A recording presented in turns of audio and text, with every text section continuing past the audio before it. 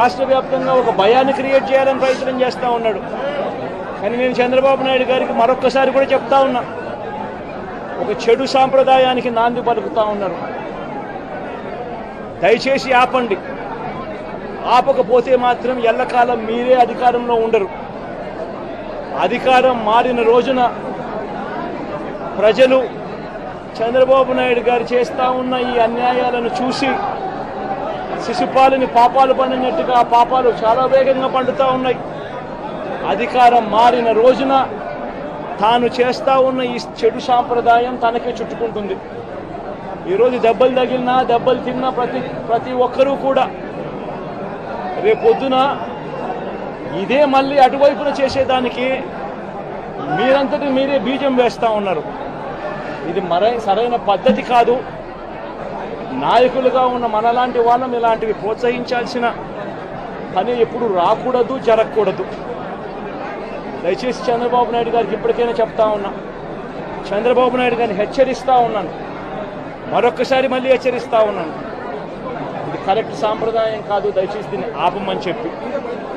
నిజంగానే ఒకసారి మీరు కూడా వెళ్ళి ఒకసారి చూడండి, ఒకసారి ఏం పాపం చేశాడు నా పిల్లోని, ఎందుకు కొట్టారు.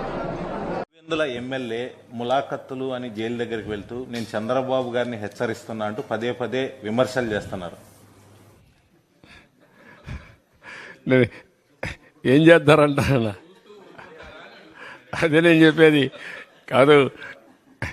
ఇట్లే మాట్లాడుతూ ఉంటారు. ఇప్పుడు ఇంకోటి కూడా గుర్తుపెట్టుకోవాలి, రాజకీయ ముసుగులో కరుడుగట్టిన నేరస్తులు వచ్చి రాష్ట్రాన్ని లూటీ చేసి ఆ లూటీ చేసిన డబ్బులతో ఎక్కడికక్కడ బ్రైవింగ్ ఇచ్చేసి వ్యవస్థలకే ఒక ఛాలెంజ్గా తయారైపోయారు. అది ఒక సమస్య ఉంది నాకు ఇక్కడ, మీరు గుర్తుపెట్టుకోవాలి. వ్యవస్థలో 5 ఏళ్లు సంపాదించిన డబ్బులుంది, ఏ వ్యవస్థనైనా కొనే శక్తి ఉంది, ఆ వ్యవస్థను కొనే పరిస్థితికి వస్తారు. అందుకే మార్నింగ్ కూడా బ్యాంకర్స్ అని చెప్పాను, 200-500 రూపాయలు రద్దు చేయండి, క్యాష్లెస్ విలేజెస్ ఉండేట్టుగా ఎక్కడ చూసినా డిజిటల్ కరెన్సీ ప్రమోట్ చేయండి మీరు అని చెప్పాం. అవన్నీ ఏంటి మనం చెప్పేట్టు లాంగ్ టర్మ్లో ఒక వాల్యూ బేస్డ్ ఇవన్నీ. కానీ ఇప్పుడు ఎట్లా ఫేస్ చేయాలి, ఇవన్నీ ఉంటాయి.